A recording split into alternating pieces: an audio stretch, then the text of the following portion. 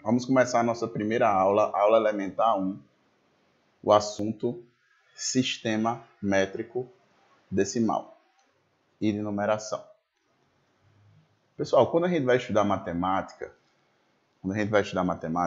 a primeira coisa que a gente precisa botar em mente seria o porquê de estudar isso, né? Para que isso serve, de onde isso veio. A gente tem que entender um pouco da história, né, de onde surgiu esse assunto, quais foram as primeiras pessoas que pensaram sobre isso, para poder a gente criar um sentido, certo? Criar uma noção do que se trata aquele assunto, certo? Sempre que vocês forem estudar matemática, pensem na primeira coisa assim, para que isso serve? De onde isso veio? Quais foram as primeiras pessoas que pensaram sobre isso, certo? Isso aqui é um questionamento super importante. Então, quando a gente fala de sistema de numeração, aí respondendo essas perguntas, de onde isso veio, para que isso serve e por que as primeiras pessoas pensaram e quiseram falar sobre isso. O sistema de numeração, ele surge quando o feudalismo, lá no final da Idade Média, o feudalismo entra em declínio e aí as primeiras cidades começam a serem formadas, vai ter o renascimento comercial e urbano. E antes, no feudalismo, cada feudo produzia os seus gêneros agrícolas e era autossuficiente, não existia comércio. A partir do momento que o comércio renasce, há uma necessidade de padronizar umas medidas, porque imagine, uma pessoa vai chegar com um saco desse tamanho, outra com um saco desse tamanho, outra com um saco desse tamanho. Então, como organizar essas medidas? Como, digamos, mensurar de uma forma equilibrada, né? Então, ficou um sistema meio desorganizado do século XV até o século XVIII. Então, durante muitos anos ainda ficou um sistema assim meio que bagunçado, mal feito. Durante a Revolução Francesa, a França, certo? A França foi que, durante a Revolução Francesa, passou a impor um sistema de medidas para a Europa, porque a França realmente na época dominava, né, o cenário econômico, cultural na Europa. Então a França lançou esse sistema que eu vou apresentar para vocês hoje, lá por volta do ano 1700, 1750, por ali. E até hoje esse sistema é usado por todos os países do mundo, com exceção de 3, Mianmar, Libéria e Estados Unidos. Os Estados Unidos são os diferentão, Mianmar e Libéria porque vivem em 2 ditaduras muito atrasadas. Então lá eles têm sistemas próprios. Mas veja, de 196 países reconhecidos pela ONU, 193 usam esse sistema. Então é um sistema, né, que, digamos assim, atende à necessidade de muita gente, certo? É muito bom, é muito necessário que a gente entenda ele, certo? Então, a primeira medida que a gente estuda, né, quando a gente começa a falar aqui de sistema métrico, a primeira medida que a gente vai estudar é a medida de comprimento, certo? Vocês podem, caso queiram, né, vocês podem anotar, fiquem à vontade, mas isso aqui tudo vai ficar disponibilizado para vocês. Essas notas de aula vai ficar todas disponíveis para vocês, certo? Então, sempre que a gente vai estudar uma unidade de medida, a gente tem que perguntar para a gente mesmo. Quais são as unidades de medida? Qual a unidade fundamental? Quem são os múltiplos e quem são os submúltiplos? Então, eu vou organizar aqui para vocês numa escadinha, certo? Para ficar bem. Unidade fundamental vai ficar aqui no meio, ó, metro. Aí aqui em cima nós vamos ter os agrupamentos dele: quilômetro, hectômetro e decâmetro, certo? Aqui embaixo nós vamos ter os submúltiplos, que vai ser o decímetro. Deixa eu só apagar aqui porque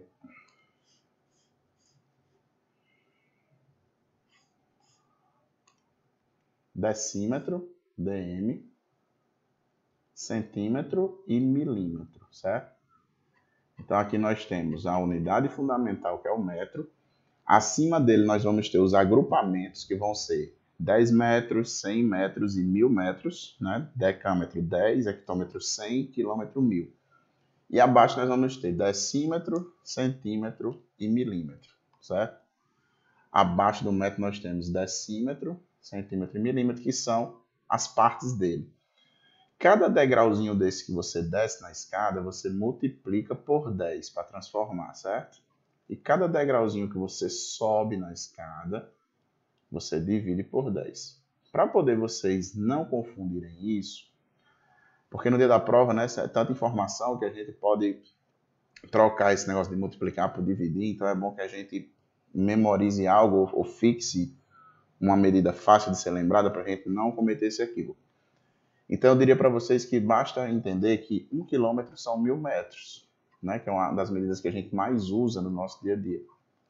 1 quilômetro são 1000 metros, então eu tenho 1 quilômetro, aí vezes 10, 10 hectômetros, vezes 10, 100 decâmetros, vezes 10, 1000 metros. Então, quando você fixa isso, que 1 quilômetro são 1000 metros, você não vai errar essa história de multiplicar ou dividir, certo?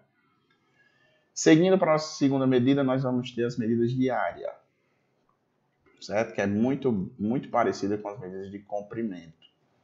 A nomenclatura é a mesma, só vai mudar que a área é uma medida, pessoal, bidimensional, certo? Então, na escadinha da área, nós vamos ter as medidas elevado ao quadrado. A unidade fundamental é metro quadrado, certo? Ó, vamos botar aqui, ó, no meio, certo? No centro da escada. Aí aqui em cima eu vou ter o decâmetro quadrado. Aqui eu vou ter o hectômetro quadrado. Aqui eu vou ter o quilômetro quadrado, certo? Porque a área é uma medida bidimensional. Então você vai ter que multiplicar duas dimensões, por isso será ao quadrado. Aqui eu vou ter o decímetro quadrado. Aqui eu vou ter o centímetro quadrado. E aqui eu vou ter o milímetro quadrado. Da mesma forma como a gente viu nas unidades de comprimento, as unidades de área, elas, né, quando a gente vai transformar, a gente tem que multiplicar por 100. Cada degrau que desce multiplica por 100. E cada degrau que sobe a gente divide por 100. Certo? Então, é assim que a gente transforma unidades de área. Pessoal, preste atenção em uma coisa. Você vai dizer assim, professor, só com essa informação que o senhor está dando, eu sou capaz de acertar as questões ou fazer as questões do Enem? Não. Entenda, quando a gente está estudando matemática, a gente tem dois tipos de estudo. A gente tem o estudo teórico, que a gente começa a aprender a utilizar uma ferramenta, certo? Por exemplo, esse aqui é um pincel. Esse pincel ele serve para escrever.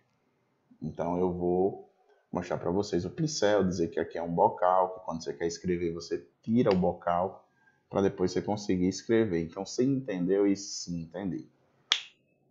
Mas quando eu explico isso para você, não quer dizer que você já sabe escrever, né? Você não vai saber escrever. Você vai ter que pegar um livro de caligrafia com todo aquele processo, cobrindo, né, aquelas letrinhas pontilhadas, e você vai desenhando aquelas letrinhas pontilhadas até começar a ter a coordenação. Então, o aluno que sabe o que é um lápis, não necessariamente ele sabe escrever. A gente que sabe o que é uma medida de área, como são medidas, como são organizadas, não quer dizer que a gente vá chegar nos problemas e acertar. Então, a gente precisa praticar.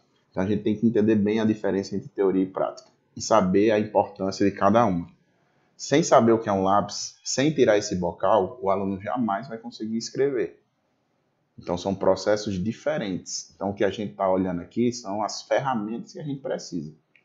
Mas o saber fazer a gente vai desenvolver depois com os exercícios, certo? Que eu vou orientar vocês, eu vou mostrar os exercícios corretos a se fazer em cada momento. E aí a gente vai discutindo novamente esses detalhes aqui. Então, aqui é só uma explanação das primeiras ideias, certo? Dentro da medida de área, eu gosto de destacar uma coisa bem importante para fazer uma reflexão com vocês sobre isso. A primeira reflexão do assunto, que é aqui que a gente começa a entender bem, de fato, né? Começa digamos, a entender a dinâmica do assunto. Existe uma medida aqui, uma medida agrária chamada hectare, que é muito utilizado. A gente vê muito as pessoas que vivem no campo falando sobre hectare, certo? Que a sigla dele é HA. É uma medida agrária que não faz parte do nosso dia a dia, mas que aparece muito em noticiário, aparece muito em jornais, então é bom que a gente entenda, certo? É tema de questão do Enem, é tema sim. Mas toda vida que cair hectare no Enem, ele vai ensinar a gente a fazer. Então, veja só. Vou mudar aqui a cor. 1 hectare, pessoal, ele significa 1 hectômetro quadrado, certo? Hectare é idêntico, é igual a hectômetro quadrado, certo? Eu vou escrever aqui embaixo também. 1 hectare é a mesma coisa de 1 hectômetro quadrado, certo? E o que é 1 hectômetro quadrado? 1 hectômetro quadrado seria uma área de 1 hectômetro por 1 hectômetro. Então, se eu tenho 1 hectômetro por 1 hectômetro, eu tenho aqui 1 hectômetro quadrado, certo? Que é a mesma coisa de hectare. Se a gente for transformar isso para metros, né? 1 quilômetro são 1000 metros, 1 hectômetro são 100 metros. Então, aqui você vai ter 100 metros, 1 hectômetro, 100 metros por 100 metros. Quando a gente multiplicar 100 por 100, 10.000 metros quadrados, certo? Preste atenção. Uma coisa é a gente saber decorado que 1 hectare é 10.000 metros quadrados. Uma coisa é você decorar, outra coisa é você entender o porquê que 1 hectare são 10.000 metros quadrados. Então, a filosofia do nosso curso ela é sempre voltada a essa leitura, de entender o porquê das coisas. Para a gente aprender matemática, a gente precisa ser uma pessoa curiosa. A gente não pode aceitar qualquer informação que é jogada para a gente de forma superficial. O professor chega para mim e diz, 1 hectare são 10.000 metros quadrados. Aceite. É porque Deus quis, é porque está na Bíblia. Isso não existe. A gente está falando de ciência exata e tudo existe uma explicação. Não é que vocês necessariamente precisem saber disso para chegar na prova do Enem e acertar uma questão. Não é isso que eu estou falando. Eu falo que a gente precisa ter envolvimento com o assunto, a gente precisa entender os porquês, a gente precisa responder às nossas curiosidades para que isso faça um sentido maior. Então, se a gente começa a aprender só coisas de forma isolada, só informações rasas e pontuais, a gente nunca vai compreender direito o assunto, nunca vai saber direito onde a gente está pisando. Então eu digo muito isso, a gente precisa ter essa curiosidade aguçada de querer saber o porquê das coisas, porque só assim que a gente vai conseguir aprender de fato, certo? Vamos para outra medida aqui. Daqui a pouco tem outra explicação parecida com essa. Vamos falar agora das medidas de volume, certo? Essa aqui é a informação mais útil dessa aula, certo? Unidades de volume. Que vai ser, pessoal, da mesma forma que a gente organizou aquelas outras duas, certo? Mesma forma que a gente organizou a escadinha, vai ser aqui também. Vamos ter a unidade fundamental, os múltiplos e submúltiplos. Veja só. Eu tenho aqui, ó, lá em cima, quilômetro cúbico, certo? Só que agora em 3 dimensões, então a gente bota cúbico. Hectômetro cúbico, decâmetro cúbico. E aqui a unidade fundamental, metro cúbico. Vou circular, certo? Aí abaixo, decímetro cúbico, centímetro cúbico e por último, milímetro cúbico. Uma coisa importante, muitos alunos perguntam para mim, professor, existe medida maior do que quilômetro? Existe medida menor do que milímetro? A resposta é sim, existe. Existe sim. Só que a gente não tem a obrigação de saber. A gente não tem a obrigação de saber porque são medidas microscópicas ou macroscópicas. Então, quando cair alguma questão assim no Enem, falando de micrômetro, nanômetro, né? Quando falar de distâncias entre planetas, entre galáxias, a prova sempre vai dizer como se transforma. Então, o que a gente precisa saber é o que está aqui posto nessa escada. O nosso sistema de medidas é esse, do nosso dia a dia. Além disso, a gente não precisa. Professor, aquelas outras medidas que são vistas assim de vez em quando na TV, jarda, onça fluida, pounds, coisas que são usadas na Europa ou nos Estados Unidos, não precisa saber também, não faz parte do nosso sistema. Se cair na prova, o Enem ensina a gente a fazer, certo? Ele diz, tipo, já caiu onça fluida no Enem, já caiu onça fluida no Enem, mas o Enem ele diz como se transforma. Então, pessoal, seguindo a mesma lógica, aqui no volume, cada degrau que você desce, você multiplica por 1000, cada degrau que você sobe, você divide por 1000, certo? As unidades de volume são em 3 dimensões, 1000, 1000, certo? Aí, veja só, como a distância entre essas unidades é muito grande, né? Porque aqui no comprimento a distância entre as unidades vai ser de 10 em 10. Na área é de 100 em 100, já é grande. Mas no volume é de 1000 em 1000. E aí, por essa distância ser muito grande, então foi criada uma unidade chamada medidas ou unidades de capacidade. As unidades de capacidade elas foram construídas para ajudar as pessoas a medirem as coisas da mesma forma que o volume. Por quê? Porque o volume é muito distante um do outro. Então pode ser que a pessoa iria fazer ali uma medição de um objeto, aí ela ia usar o metro cúbico, aí ficava muito. Aí ela mudava para o decímetro cúbico, aí ficava pouco. Então as unidades de capacidade elas surgem para isso, né? Para dar uma melhor precisão. Então aqui nós temos a unidade fundamental litro, aqui em cima o decalitro, aqui o hectalitro, aqui o quilolitro. Aí embaixo decilitro, centilitro e mililitro. O professor não entendia a diferença. Para que servem essas unidades? Qual a diferença entre a unidade de capacidade e de volume? Não existe diferença no que elas medem, certo? Elas medem a mesma coisa. Capacidade e volume medem a mesma coisa. Então, por que a gente estuda as duas? Eu vou mostrar para vocês daqui a pouco. E como é que faz a transformação? Isso é o mais importante. Como faz a transformação? Decilitro, centilitro e mililitro. Beleza? Deixa eu só...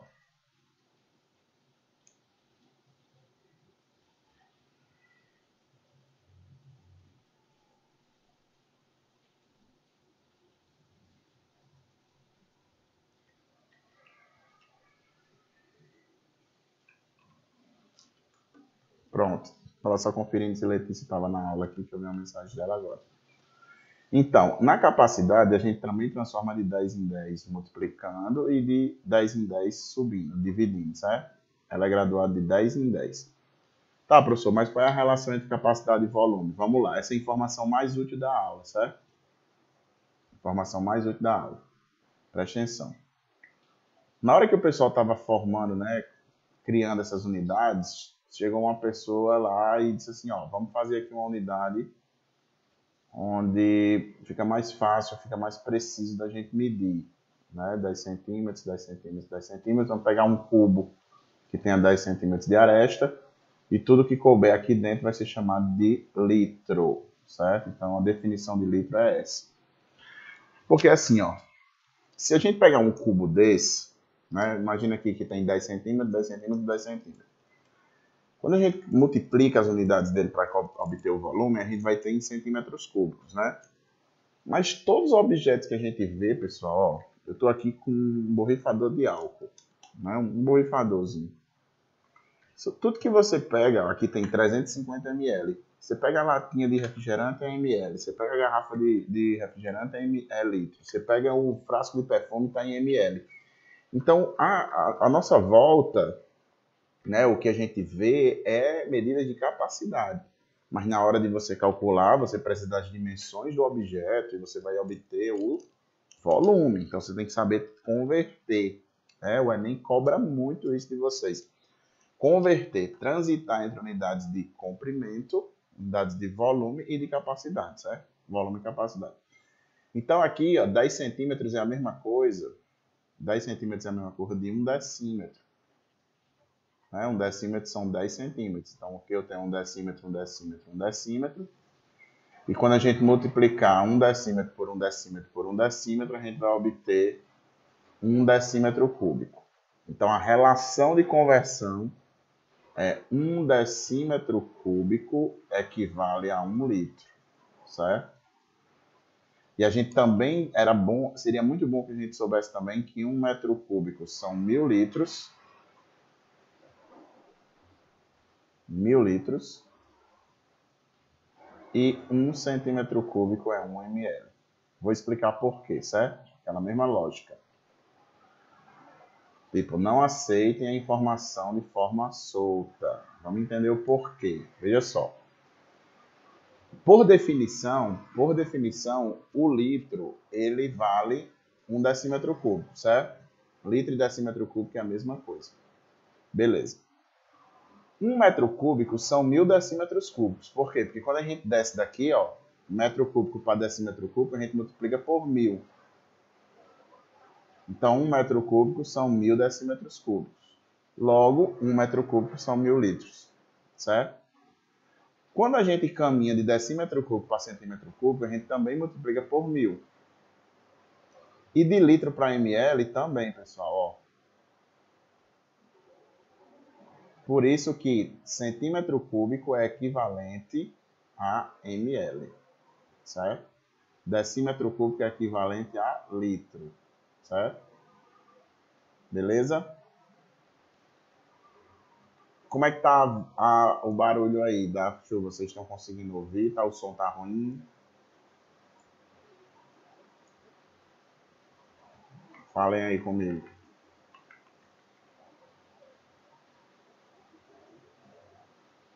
Beleza. Esse microfone lapela, ele não pega muito som externo, não. Ele capta mais aqui mesmo, pertinho a minha voz. Vamos seguir. Tem mais 2 unidades ainda para a gente começar nossas questões, certo? Se tiverem pergunta, podem enviar.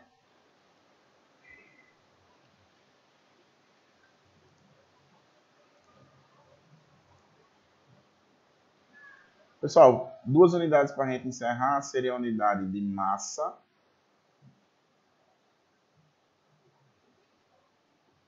A unidade de massa ela é idêntica a comprimento e a capacidade, certo? Vamos botar aqui a escadinha.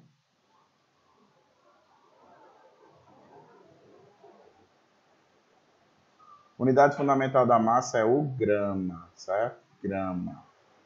Aí aqui embaixo nós temos as partes do grama: decigrama, centigrama e miligrama, né? Décima parte, centésima parte, milésima parte.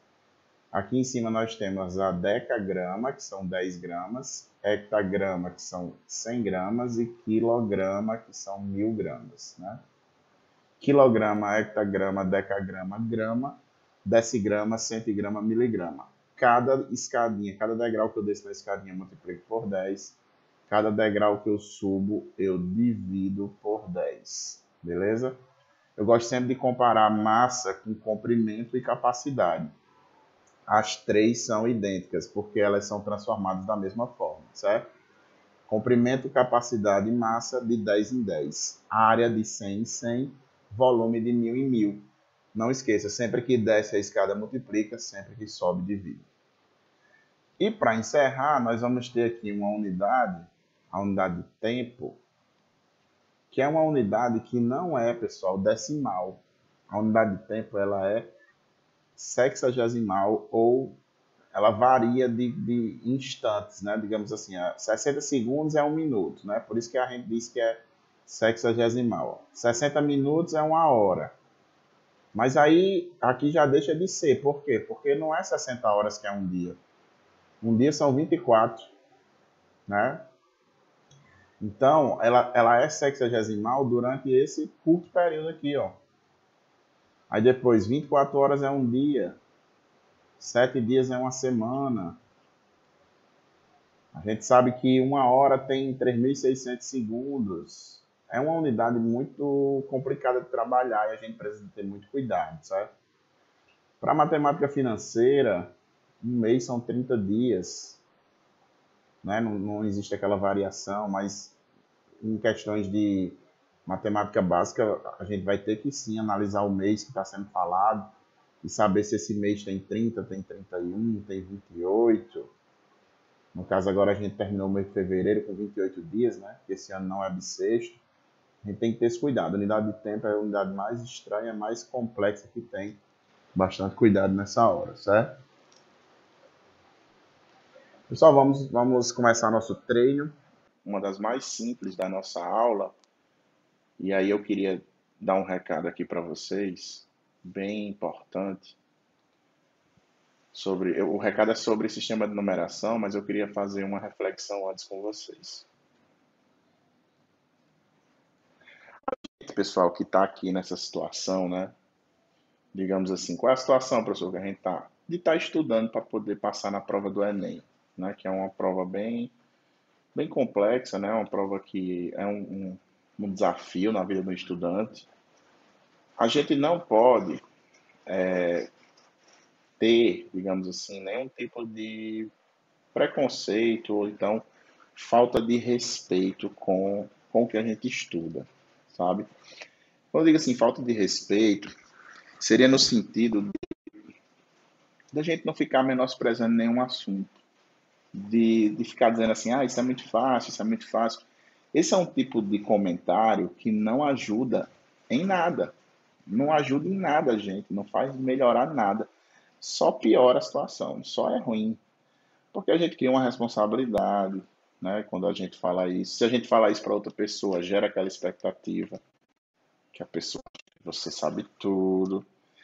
E a gente precisa respeitar os assuntos e também respeitar as pessoas que ainda não sabem, as pessoas que ainda vão aprender. Então, esse discurso de, ah, isso é muito fácil, é muito fácil, é uma coisa que eu sempre digo aos meus alunos, não tem esse tipo de discurso porque isso é muito feio, é uma coisa, é muito pedante, né?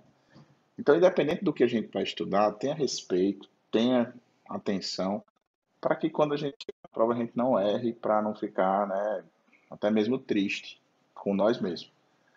Então, independente do assunto, eu gosto muito de dizer isso. Nunca existe nenhum assunto que seja absolutamente fácil ou absolutamente difícil. Existe o nível de profundidade que você dá. Então, se você aprofunda o assunto, você vai encontrar dificuldades, seja o que for. Soma, subtração, multiplicação e divisão. Viu? Então, não tenha esse tipo de discurso, por favor. Pessoal, eu queria saber o áudio está com algum barulho de chuva ou vocês estão me ouvindo bem? Se tiver, eu posso trocar o microfone. Falem aí. Tá bom? Tá normal? Se tiver algum barulhozinho de chuva, eu tenho esse microfone aqui que eu acho que capta menos. Eu posso trocar. Se for atrapalhar, você me avise, tá? Se atrapalhar o barulho da chuva. Então vamos lá. Olha só. O nosso sistema de numeração ele é organizado da direita para a esquerda, né? Assim, ó, unidade, dezena, centena, milhar, dezena de milhar e centena de milhar. Aí depois vem milhão, etc. Cada posição dessa só é chamada de ordem. Aqui é a primeira ordem, isso aqui é a segunda ordem, isso aqui é a terceira ordem, quarta ordem, quinta ordem, assim vai. A reunião de três ordens formam uma classe, certo? A reunião de três ordens formam a primeira classe. Aí nós temos primeira classe, segunda classe, terceira classe, e assim vai. Isso que a gente estudou lá no comecinho, né? Lá na época que a gente estava ali no começo do ensino fundamental. E às vezes a gente passa tanto tempo sem estudar e chega na prova do Enem, tem uma questão dessa, a gente fica confuso, né? Então, só lembrando isso aqui para vocês, realmente parece muito fácil, mas no final da aula de hoje a gente vai resolver esse assunto que serão as mais difíceis da aula de hoje. Então, é por isso que eu estou dizendo isso, né? Um assunto que teoricamente é muito simples, mas que a gente pode aprofundar no nível dos exercícios e ficar bem difícil. Outra coisa que eu queria falar, lembrar aqui vocês, é sobre a história do valor absoluto e valor relativo de cada número, certo? Então, os números, eles têm o valor absoluto deles é representado pelo número que ele está ali associado, né? Pelo que ele está associado. Então, o valor absoluto dos números é o valor que ele representa. 5, 7, o 8 e o 4, certo? Agora, o valor relativo, ele é de acordo com a posição. Então, aqui eu tenho 5 unidades, 7 dezenas, 8 centenas e 4 milhares, certo? Então, aqui eu vou ter o número, ó, 5, aqui eu vou ter 70, aqui eu vou ter 800 e aqui eu vou ter 4.000. Que juntos eles formam um número 4.875. Beleza? Eu encerro por aqui a minha introdução teórica e agora nós vamos exercitar esse assunto, né? Vamos fazer aqui muitas questões nessa tarde, que eu tenho certeza que vai ser bem proveitosa. Beleza? Vamos para a questão número 1. Seguindo sempre naquela filosofia, né? Voltando aqui. Sempre importante vocês lerem e tentarem responder. Então, eu vou marcar 3 minutos, vocês vão tentar fazer, mesmo que vocês não saibam nada, que vocês não consigam fazer nada, é importante. Leitura, vocês precisam treinar, certo? Nem que seja só para ler, só para entender o texto, não tem cálculo, precisam fazer isso, certo? Lembrando sempre daquela comparação que eu faço com a autoescola. Se tu vai para uma autoescola e o seu professor dirigindo para você e você olhando de lado, você não vai aprender nada. Então, quem vai dirigir o carro aqui são vocês e depois eu vou apontando o que está certo e o que está errado. Beleza? Então, vamos estudar. Isso aqui não é uma aula, isso aqui é um estudo guiado. Vocês vão estudar, vocês vão tentar, vocês vão errar e eu vou corrigir depois. Beleza? Vamos para a questão número 1. Vou marcar aqui 3 minutos para vocês. Valendo a partir de agora. Obra, vamos estudar. Deus está vendo. Amém.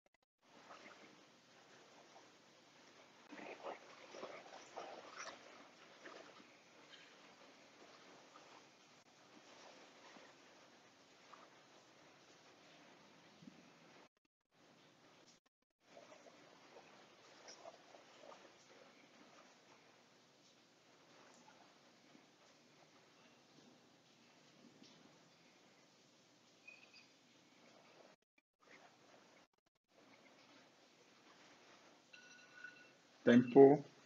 Minha vez agora. Vamos lá. Vamos ler a questão. O ábaco é um antigo instrumento de cálculo que usa notação posicional de base 10 para representar números naturais. Ele pode ser apresentado em vários modelos, um deles é formado por hastes apoiadas em uma base. E aí ele fala, né, sobre o ábaco, a são dos números, unidade, dezena, centena e tal. E aí eu queria dizer uma coisa interessante para vocês. O nosso cérebro, ele muitas vezes ele nos trai, né? Ele nos trai. Se a gente não tiver a experiência necessária, a gente chega na prova do Enem e erra muitas questões só por falta de atenção. Eu digo que os alunos que estudam, né, conosco, que faz uma preparação bem feita desde a primeira semana até a 30ª, porque normalmente a gente faz 35 semanas de preparação, ele, quando chega na prova, ele erra muito mais por falta de atenção do que por falta de conhecimento.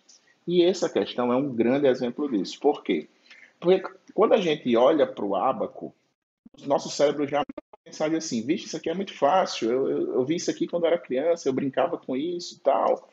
Aí o aluno, ele vai ler o texto e ele meio que pula algumas partes do texto ou não foca na leitura, não lê direito. Aí ele vai para o ábaco aqui e vê os números, aí ele vê a pergunta, né? Nessa disposição está representado na é. Inclusive tem aluno que gosta de ler logo a pergunta, vai direto para a pergunta, não vê o detalhe do texto, aí coloca aqui, olha, aí centena de milhar tem 4, aí aqui tem 7, né? Aqui 0, aqui 1 e aqui 6. Aí ele olha aqui para a letra C, letra B, 147.016, vai lá e marca, ó. Aí ele marca a letra B. E aí, pessoal, ele sai da prova do Enem e ainda sai dizendo assim. Aí chega para o amigo e diz: Meu amigo, você viu aquela questão do ábaco? Meu Deus, que questão fácil, meu amigo. Nem parecia que eu estava fazendo a prova do Enem. Nem na escola uma questão é tão fácil como aquela. Aí o amigo olha para você e diz: rapaz, era mesmo, era fácil, você viu, né? A minha era letra D. D de você. Vixe, eu marquei B. Aí você dá logo um branco, falta o sangue na cabeça, você fica, meu Jesus, eu não acredito não. Aí quando você vai ler direito, você vê que os adesivos estão trocados, né? A ordem está trocada. Então a unidade, que é o primeiro número, é 1. Vou pegar outra cor aqui. Então a unidade, pessoal, é 1. Ó. A dezena, 7. A centena, 1. O milhar, 0. Dezena de milhar, 6. E centena de milhar, 4. 460, 171. Isso está dizendo aqui no texto, pessoal. Isso não é... Porque o pessoal diz, professor, isso é uma pegadinha. Não. Está aqui, ó. Ele diz aqui, bem por aqui ele fala. A quantidade de argolas na haste representa argolas daquela posição. Em geral, coloca os adesivos, representante, começando com a unidade. Ele fala algum texto falando que os adesivos não estão na ordem correta, porque eu não peguei aqui a parte que está dizendo exatamente isso. Mas, enfim, ele fala no texto, isso não é uma pegadinha, certo? Isso não é pegadinha. Isso é a questão de atenção. Então, a resposta certa é a letra D de Deus. Vamos para 2? 3 minutos para vocês a partir de agora. Tempo.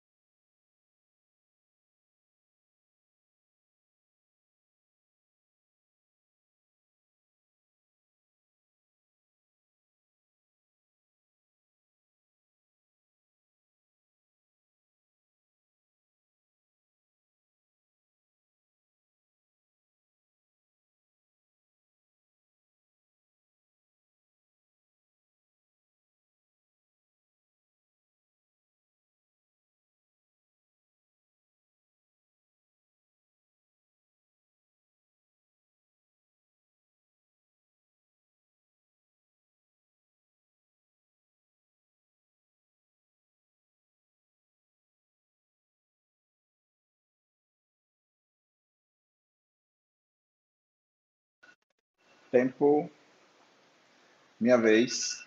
Vamos lá. Marta chegou em casa após 30 dias de viagem e notou que a torneira estava um pouco aberta, gotejando água em intervalos de tempo constante. Em tempos de economia de água, ela, preocupada, resolveu medir o desperdício. Isso usou um copo de 200 ml, que a torneira encheu em 20 minutos. Então vamos anotar isso aqui, ó. 200 ml foram preenchidos em 20 minutos. A pergunta: em 30 dias, quanto de água foi desperdiçado? Então, pessoal, essa questão mexe com a unidade de tempo. E aquilo que eu digo a vocês, tem que ter cuidado, tem que fazer devagarzinho, com calma. Existem várias formas de fazer. Vou mostrar uma que é bem lenta, bem cuidadosa. Precisa ser assim, certo? Entenda, você está começando a estudar matemática agora, você está cuidando de um bebê, certo? Um bebezinho, que é o seu conhecimento, que é bem pouquinho, bem novinho. Você tem que ter muito cuidado, porque cada coisa certa que você faz, você se anima, se motiva, segue em frente. E cada coisa errada que você faz, você pode ficar um pouco triste. Lógico que o melhor, o ideal é errar e seguir para frente, não ficar remoendo o passado, né? Tem que ser resiliente, tem que saber lidar com o erro. É assim que a gente vai aprender. Então, veja só, uma forma bem humilde de fazer. Eu gosto de falar humildade, aquelas questões que a gente faz mais pausadamente, né? E a ostentação é aquelas que a gente pega assim, duas linhas, uma linha a gente já responde. Então, vamos fazer na humildade, certo? Mais na frente a gente faz algumas na ostentação. Então, vou multiplicar por 3, certo? Por que eu estou escolhendo multiplicar por 3? Porque são 20 minutos. Se eu multiplicar por 3, eu vou ter quanto foi gasto em uma hora. 600 ml gasto em uma hora, né? Porque 3 vezes 20 dá 60. Para transformar em dia, eu vou multiplicar por 24. Então, 24 vezes 6 dá 144. E eu repito os dois zeros. Então, 14.400 ml em um dia. Para transformar em mês, eu vou multiplicar por 30. Aí você veja só, como já está o número ali 14.400 grandes, bem grande, desculpe, e a resposta que é em litros, eu vou logo dividir isso aqui por 1.000 para transformar em litro. Eu vou escrever 14,4 litros, né? Eu volto 3 casas, divido por 1.000 e repito um dia. Porque eu não transformei, eu não transformei, não multipliquei, eu só transformei a medida, né? E por último a gente multiplica por 30, ó, e vai achar 400, né? 144 vezes 3 dá 432 litros, 32 litros em 30 dias, certo? Então, humilde, bem cuidadoso, bem devagarzinho. Às vezes, professor, mas isso não é o jeito certo do Enem, não. O Enem quer rapidez, agilidade e tal. Eu digo, beleza, eu concordo com vocês. A gente tem que chegar nesse nível, mas a gente tem que respeitar o processo. É uma escada. A gente tem que subir um degrau de cada vez. Então, primeiro a gente tem que entrar no mundo do acerto. Primeiro a gente tem que começar a acertar, começar a sentir a matemática acontecendo, você entendendo, você fazendo, para depois você ir atrás de fazer no menor. Então, primeiro a gente tem que fazer, né? Seja mal feito, seja com defeito, mas tem que ser feito. Depois de fazer, aí a gente vai pensar em uma forma de fazer melhor, certo? Vamos para 3. Para vocês a partir de agora.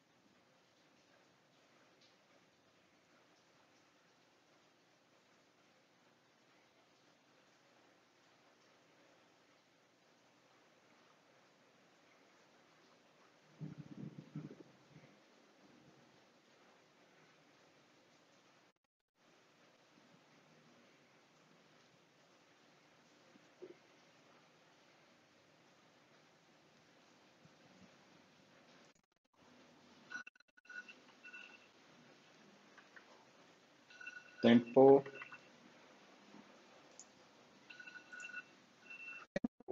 Vamos lá.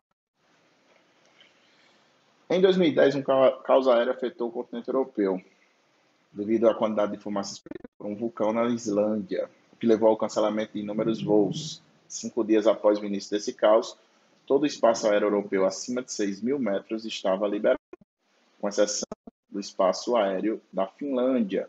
Lá, apenas voos com 31 mil pés estavam liberados. Então, é sempre bom a gente já ir sublinhando os números, né?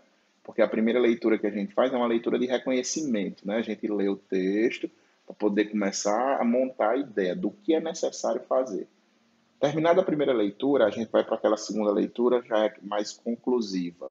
A gente já tem uma noção do que é para fazer, e se a gente souber onde os números estão, a gente economiza tempo. Então, é uma dica boa da gente sublinhar os valores. Considerando que 1 metro equivale a aproximadamente 3,3 pés, qual a diferença em pés da altitude liberada na Finlândia e no restante do continente europeu? Então vamos lá. Na Finlândia a medida já está em pé, né? Então vamos fazer a transformação da Europa. Pessoal, observação. Essas medidas de aviação, né, pés, ou medidas que não são usadas no sistema internacional, como jardas, pounds, onça fluida, essas coisas, se cair na prova do Enem, ele vai dizer como converte, igual como essa aqui, ó. Ele diz, 1 metro são 3,3 pés. Então, 6.000 metros a gente multiplica por 3,3 e chega em 19.800 pés. Essa é a altitude que era liberado no resto da Europa. E aí a gente faz 31 mil pés que estavam liberados na Finlândia, né, menos 19.800 pés que estavam liberados no restante da Europa.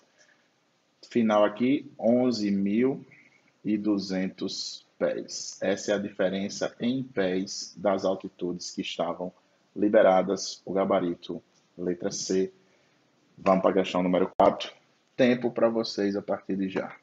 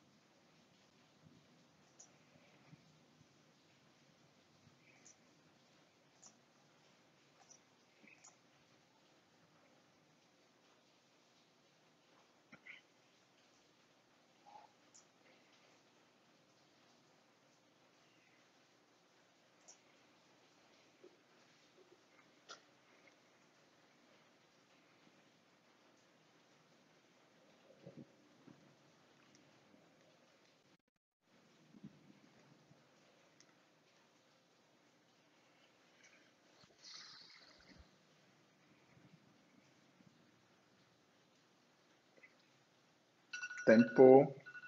Tempo. Nessa questão, eu já vou dar uma dica para vocês para poder resumir o tempo de resposta, né? É uma dica que vai servir para praticamente todas as aulas que a gente for ter, né, que seguirem nesse mesmo perfil, quando tiver muitos números a serem contabilizados. Ele fala aí que os catadores de latinha, né, eles 80 catadores coletaram nos 5 dias de festividades 400 mil latinhas de alumínio. Ele diz que eles vendem esse alumínio por 50 kg e a massa de cada latinha é de 14,5 gramas. Ele pergunta quanto que cada catador recebeu em reais aproximadamente. Então vamos lá. A dica que eu vou dar para vocês agora é para vocês tentarem, né? Não precisa ser logo de imediato, mas sempre que possível, quando você fizer uma questão que tenha vários números e vocês fizerem a conta separada, tente juntar a conta numa só. Tente fazer a conta de uma vez só. Como assim, professor? Veja, ó, olha aqui o exemplo. Eu vou pegar 400 mil latinhas de alumínio, 400 mil latinhas de alumínio. Eu vou multiplicar essas 400 mil latinhas de alumínio pelo peso de cada uma, 14,5 gramas. Ao mesmo tempo, pessoal, eu já vou dividir aqui para transformar grama em quilograma. Então, eu vou dividir por 1.000, né? Porque eu vou subir 3 degraus na escada. E logo depois eu já multiplico o preço do quilo. O preço do quilo é quanto? R$ 2,50. Então, aqui eu já vou ter o valor em reais arrecadado, certo? E se você quiser, você já pode também aqui dividir por 80, né? Porque são 80 catadores. Mas eu vou deixar para fazer essa divisão no final. Veja porque fica bom às vezes, ó, muitas vezes, certo? Essas coisas. A gente agrupa os números, eles meio que vão se anulando, vão se simplificando e a conta fica fácil de fazer. Perceba. Eu vou simplificar esses 3 zeros aqui de baixo do denominador com 3 zeros aqui no numerador. Eu vou pegar esse 4 que está aqui, só o 4, tá? Esquece os zeros por enquanto. 4 vezes 2,5, ó. 4 vezes 2,5 dá 10.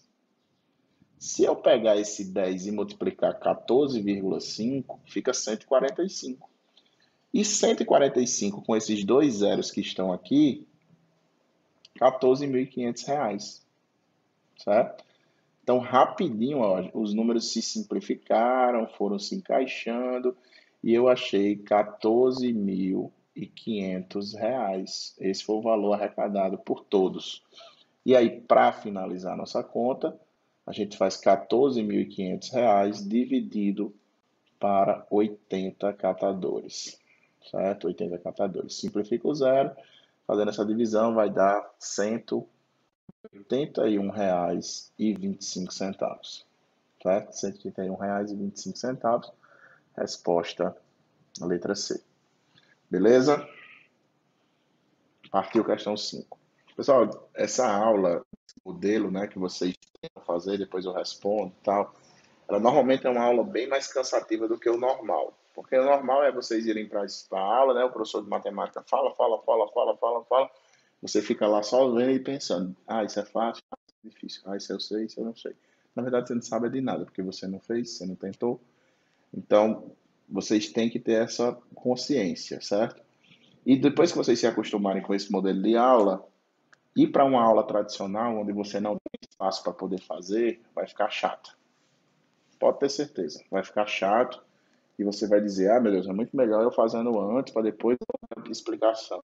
E vocês, mesmo errando, entendem melhor. Então vamos lá. 3 minutos para a questão 5. Valeu.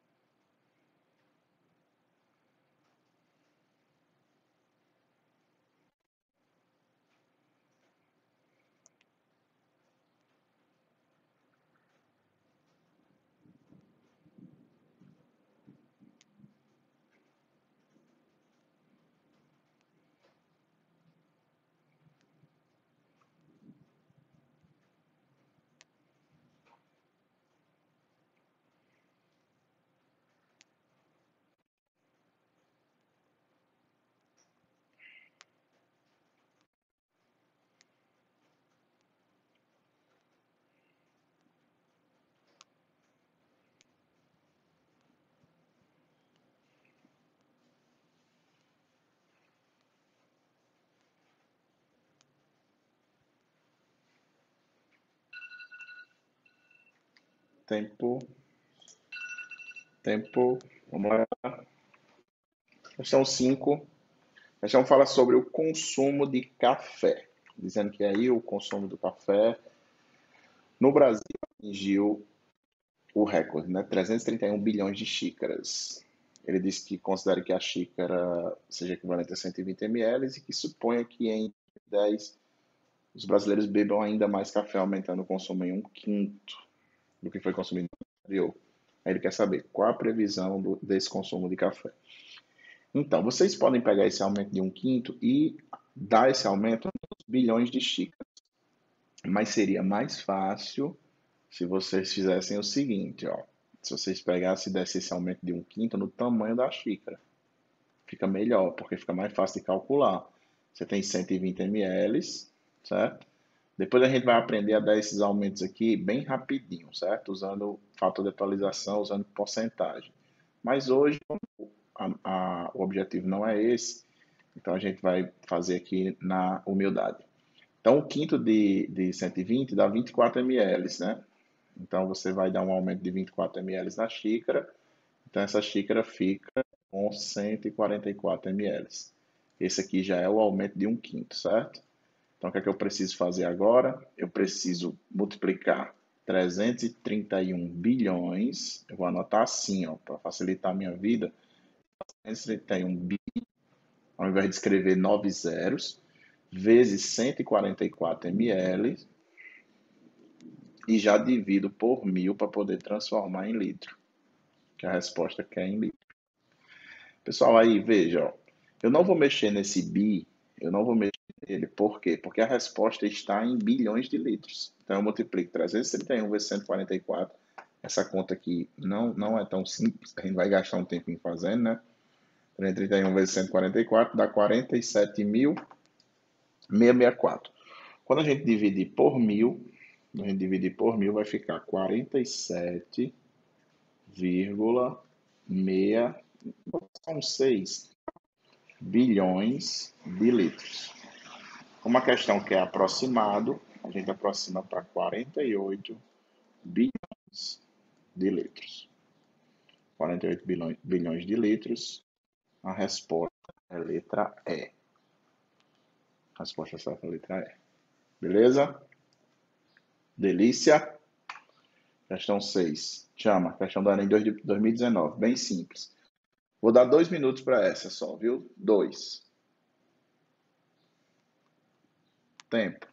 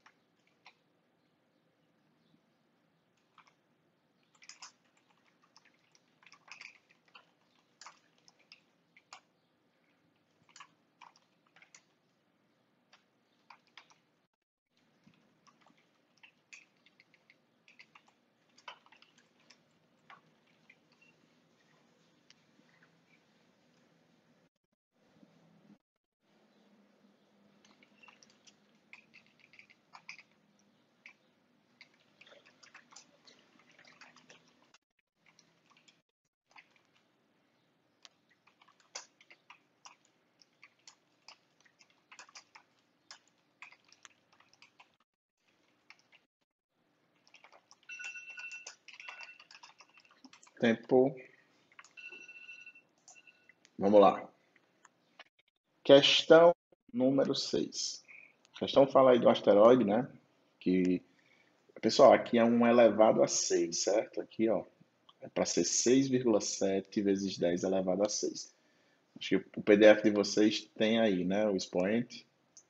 É porque às vezes onde a gente edita o material, no PowerPoint, é mais complicado de fazer essas potências. Então, o número é 6,7 vezes 10 elevado a 6 e ele quer saber o valor posicional do algarismo 7. Então, para isso, a gente vai escrever esse número sem ser em notação científica, na forma dele por extenso, né? Então, você pula essa vírgula para a direita, 67, e adiciona mais 5 zeros. 2, 3, 4, 5. A gente vem contando da direita para a esquerda. Unidade, dezena, centena. Milhar, dezena de milhar. O 7 é centena de milhar. Certo? A posição do 7. Interessante vocês verem que isso aí é uma questão do Enem 2019, uma prova super recente, né? Aí vocês podem estar dizendo assim, eu queria muito uma questão dessa na prova. Caiu em 2009 porque eu não fiz, eu não vou ter essa sorte. Pessoal, saibam, todo ano tem várias questões desse nível na prova do Enem. E são questões que a gente não pode, certo? Não pode errar. São questões que são básicas e que, se a gente erra essas questões, causam um prejuízo grande na nossa nota por causa do TRI. Beleza? Vamos para 7. Durante o ano, eu vou falar muito sobre essa TRI e tal. Explicar para vocês como o Enem é corrigido. Questão 7, 3 minutos. Valendo. Vai.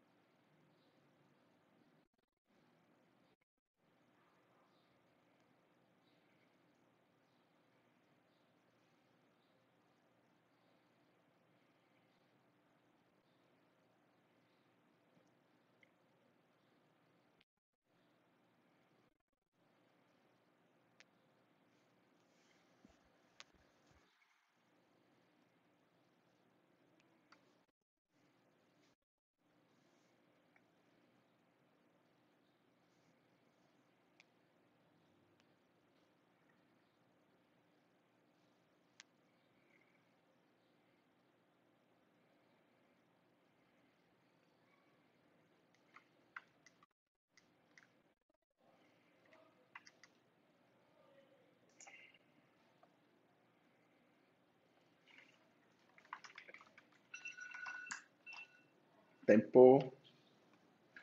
Vamos nós, questão número 7. Essa é uma questão que os alunos, né, no decorrer da aula, é a primeira que impõe mais dificuldade. Né?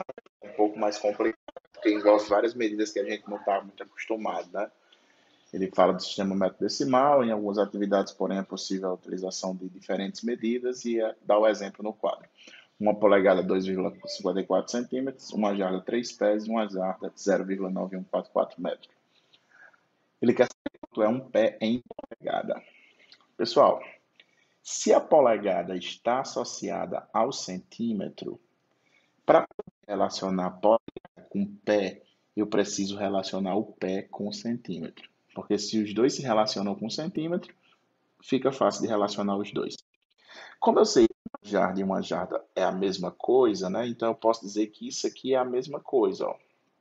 Nós temos aqui uma jarda e uma jarda. Então eu posso dizer, e eu vou escrever aqui para vocês, que 3 pés equivalem a 0,9144 metros. Como eu quero transformar em centímetros, né? Já vou multiplicar por 100 e vou repetir 3 pés multiplicando por 100 vai ser 91,44 centímetros.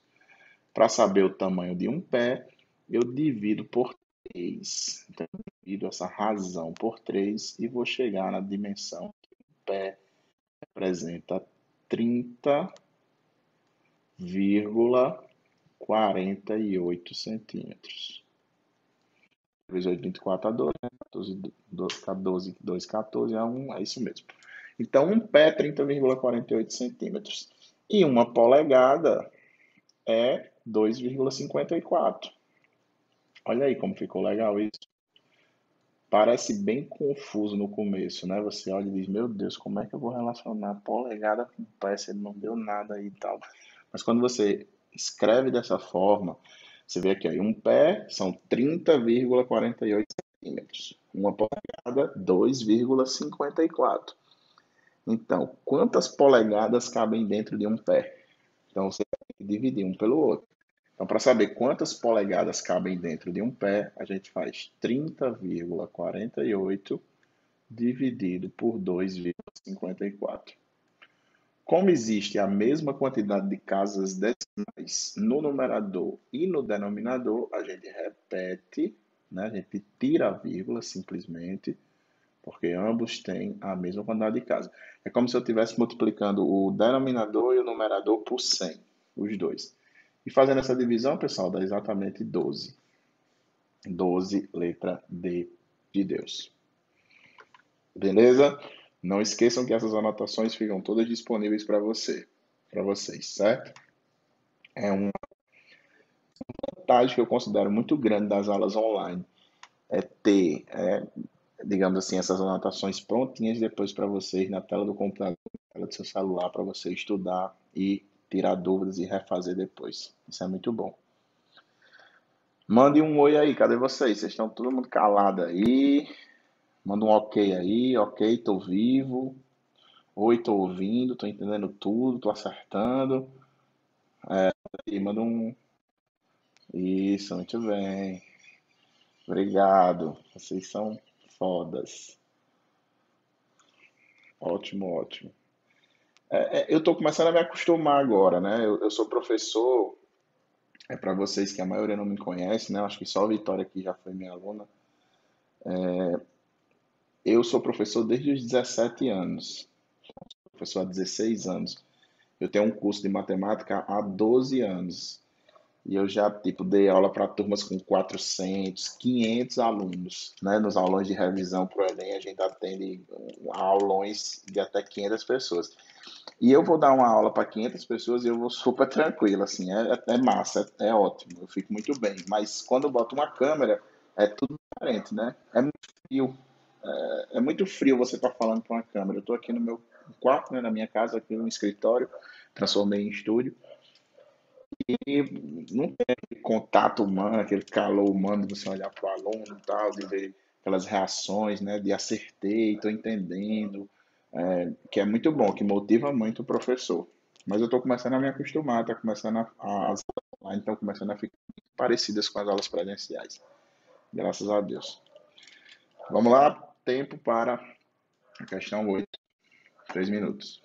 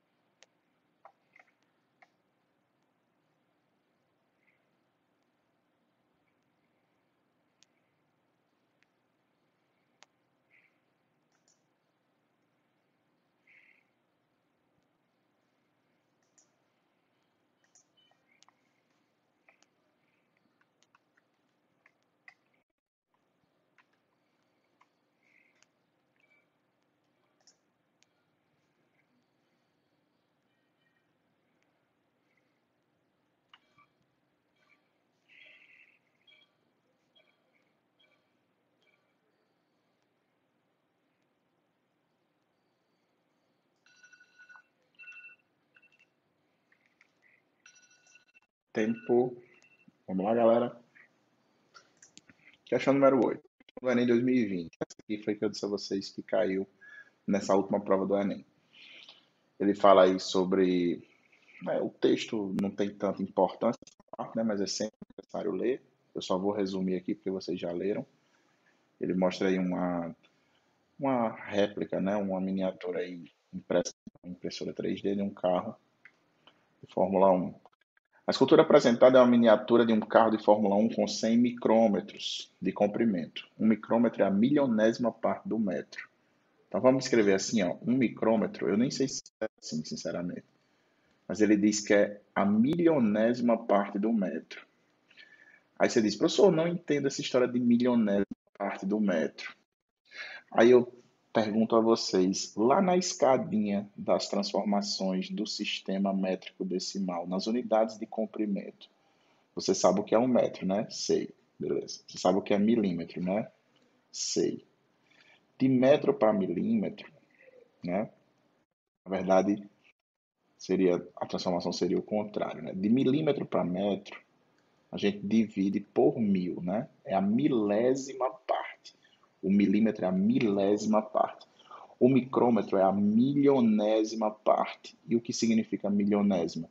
Significa que foi mais 3 graus abaixo, certo? Lembra quando eu disse a vocês que tinha unidades que estavam abaixo do milímetro? Então, para transformar de micrômetro para metro, eu vou fazer o quê? Dividir por 1 milhão. Então, eu pego 100 micrômetros e divido por 1.000.000, certo? Ó, 1.000.000. 1.000 seria se fosse milímetro, 1.000.000 micrômetro. Simplifico 2 zeros aqui com 2 aqui, eu fico aqui com 1, e no denominador eu fico com 10 elevado a 4, né? São 4 zeros. Aí, ao inverter essa potência, o expoente fica negativo. A gente vai estudar isso na aula de potenciação e radiação, certo? Tenham paciência, vai ter uma aula só sobre propriedade de potência e raiz. A resposta, letra C, 1 vezes 10 a menos 4, certo? Essa é a representação de 1 micrômetro transformado em metro. No caso, 100 micrômetros transformado em metro. Queria comentar aqui, vocês falaram, Luiz falou, errei duas, porque não li direito. Normal, tranquilo. Demile falou, né? É Demile, né? Errei essa última. Mitza disse, erro porque me sinto pressionada pelo tempo, não faço com calma. Pessoal, é importante esse tempo, certo? É importante você sentir essa pressão. Na prova é assim. Então a gente faz esse treino já marcado e cronometrado justamente para a gente poder ir se habituando a essa sensação que a gente vai ter no dia da prova. Então o dia da prova é desse jeito. E na prova tem uma vantagem, uma pequena vantagem em relação à aula, que a gente vai ter um pouquinho a mais de tempo, né? O Enem dá 3 minutos e 20 segundos por cada questão. Então vocês ganham aí 20 segundos a mais. É muita coisa, né?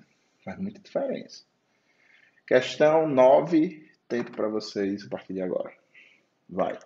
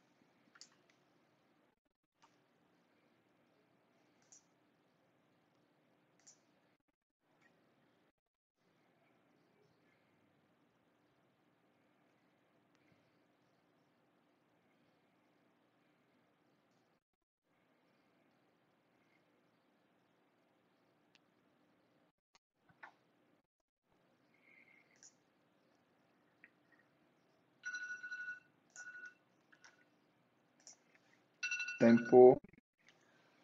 Resposta da questão 9. Questão 9 fala aí de um show especial de Natal que teve 45 mil ingressos vendidos.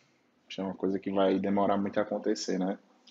Juntar 45 mil pessoas no lugar Acho que vai demorar muitos anos para poder acontecer as coisas como normal, que a gente estava acostumado. Então, pessoal, essas 45 pessoas se dividiram por 5 portões, onde cada portão tinha 4 catracas por portão, né? As filas foram formadas e foram divididas igualmente, ou seja, formaram filas iguais.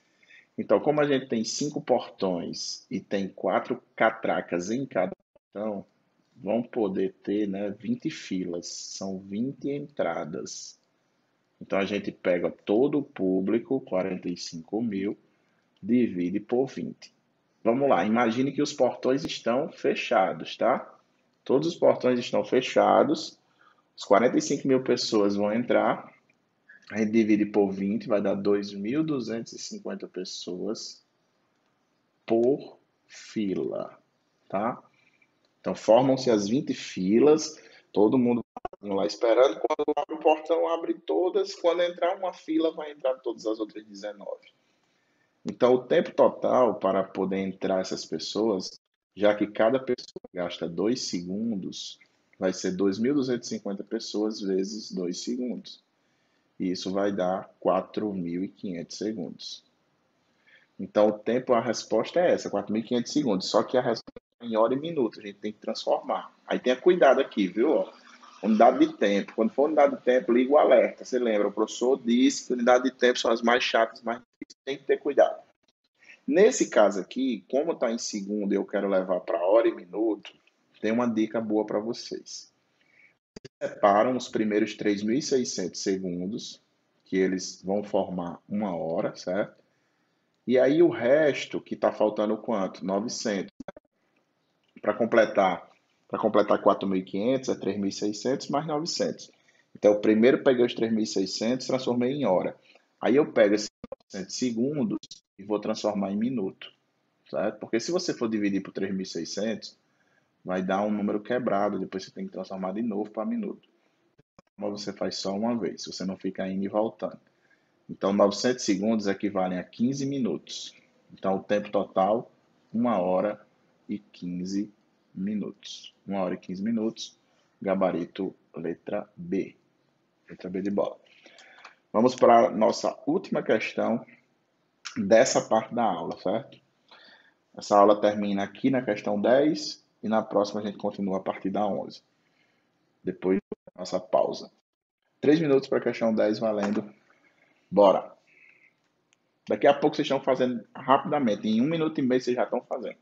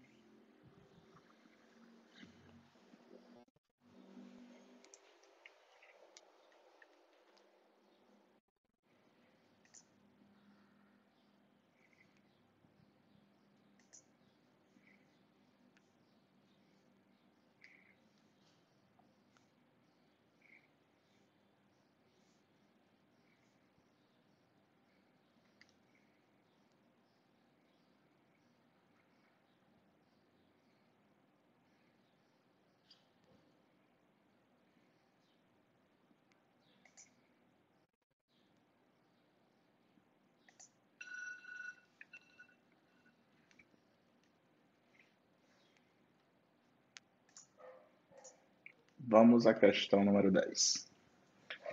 Pessoal,